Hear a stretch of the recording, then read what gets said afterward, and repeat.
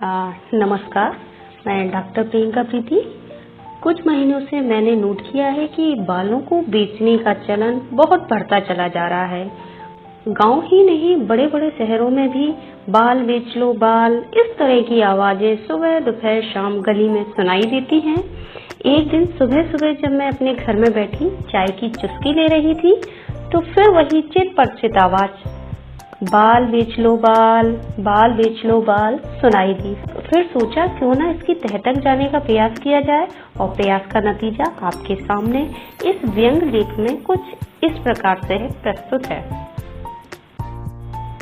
सवे दिन होत ना एक समान वाली कहावत तो शायद हर किसी ने सुनी होगी, पर आज जब टूटे हुए बालों की कीमत सुनते हैं तो उंगलियां खुद ब खुद दांतों तले आ जाती हैं। जो बाल स्त्रियों के सिर पर रहते हुए उन्हें सुशोभित तो करते ही हैं, जब टूटकर गिर जाते हैं तो 5,000 रुपए किलो तक बिककर हाथों की शोभा भी बढ़ाते हैं। सुबह से ही न जाने कितने फेरी वाले आवाज लगाना प्रारंभ कर देते हैं। बाल बेच लो बाल 5,000 रुपए किलो बाल, 400 के 100 ग्राम, 200 के 50 ग्राम बाल। सुनते ही आंखों में चमक आ जाती है। अरे भाई, बालों पर तो देखो महंगाई कितनी बढ़ती चली जा रही है।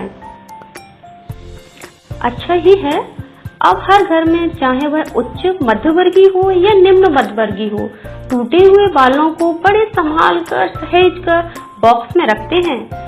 पहले समय की तरह नहीं, चाहे जहां दीवार में फंसा दिए। तब आता ही क्या था, थोड़े से बालों में 4 रबड़ बैंड ले लो या 2 चिमटी ले लो। ये नहीं हुई तो तोरई की तरह एक छोटा सा गुब्बारा ले लो। बच्चे के लिए बच्चे भी खुश, बाल वाला भी खुश। बालों पर महंगाई का अंदाजा तो इससे ही लग जाता है कि पहले जब बाल लेने वाले आते थे तो पैदल आते थे और गांव-गांव घूमते चले जाते थे बेचारे। फिर कुछ समय बाद साइकिल से आने लगे और अब तो भाई मोटरसाइकिल से आते हैं, 120 रुपए लीटर पेट्रोल भरवाकर। अब सोचिए बालों ने इन फेरी वालों को कहां से कहां पहुंचा दिया। ऐसा लगता है अगर बालों की कीमत ऐसे ही बढ़ती रही और सरकार ने टैक्स नहीं लगाया तो समझ लो कुछ दिन बाद ये लोग दुनिया के सबसे अमीर लोगों की श्रेणी में आ जाएंगे। अरे भाई छोड़िए ये बातें, बालों का इतना ही फायदा नहीं है, और भी बहुत कुछ है। जिन घरों में अक्सर बालों का फर्श पर उड़ते रहने पर, कंघों में 1, 2, 4 बालों का फंसे रह जाने पर या बाथरूम में बालों का दिखाई दे जाने पर पति पत्नी के बीच अक्सर नोकझोंक हो जाती थी, वह अब पूरी तरह से बंद हो गई है।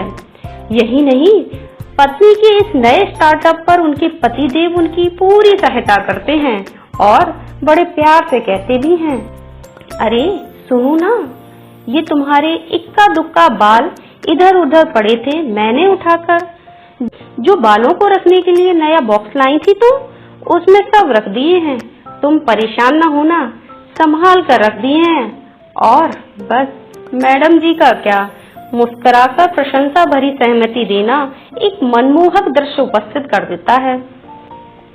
इतना ही नहीं, आजकल गली मोहल्लों पार्कों में सुबह शाम बालों की चर्चाएं भी खूब होने लगी हैं।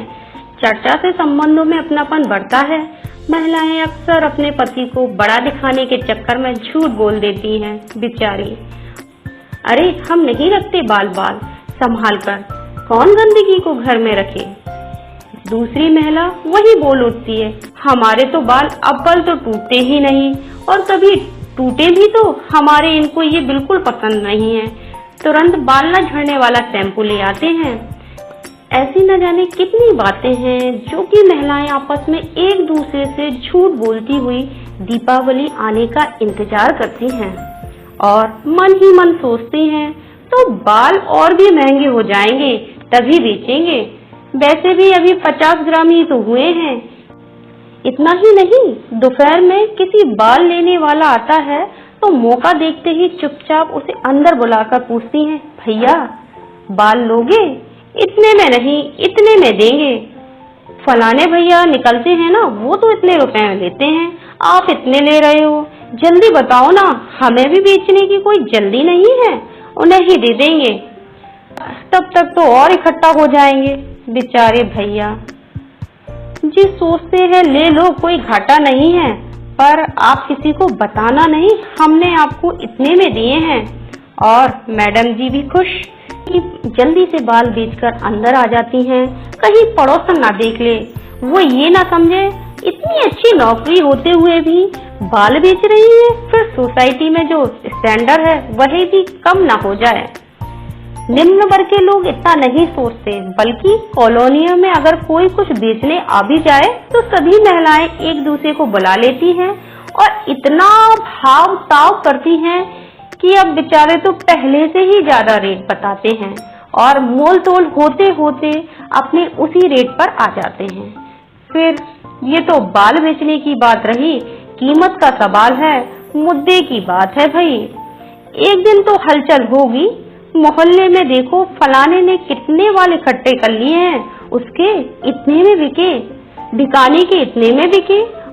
औरों की तरह थोड़ी ना है ऊंट की चोरी नोहरे नोहरे करें। ज्यादा समय इन बातों को सोचने में लगा दें कि मिस गुप्ता ने पता नहीं कितने में बेचे थे। मैंने तो मिस शर्मा के बाल को बालकनी में रखे हुए देखे थे, बहुत लग रहे थे। अरे होंगे ना ज्यादा बाल उनके घर में दो दो बहुएं भी तो हैं। अपने क्या है, अपने में तो मैं ही तो हूँ। और एक दिन घर में अपने पतियों से इसी बात पर चर्चा का अवसर मिल जाता है। बाहर तो पूछ नहीं सकती, स्टैंडर्ड का सवाल जो है। अभी अभी कुछ दिन पहले अखबार में आया था, ये भी कोई पश्चिम बंगाल या उत्तर प्रदेश की घटना होगी, अब ठीक से याद तो नहीं आ रहा। एक आदमी थाने में FIR कराने गया था, उसके घर से एक बोरी बाल चोरी हो गए। एक बोरी बाल। पहले तो मुझे ये सुनकर बहुत हंसी आई, इतनी सी बात के लिए थाने में जाने की क्या जरूरत थी। पर जब खबर डिटेल में पढ़ी तो आंखें फटी की फटी रह गईं। उसने एक बोरी बालों की कीमत लगभग 2 लाख रुपए बताई थी। देखा बालों की महंगाई की दर किस तरह बढ़ती जा रही है। अगर इनकम टैक्स वाले और आप बहनें अब भी सचेत न हुए तो देश को भारी आर्थिक नुकसान हो सकता है। तो अब आगे से सावधान हो जाइए, आवाज पर काम धरे रहिए। बाल बेच लो बाल, बाल बेच लो बाल। जी धन्यवाद।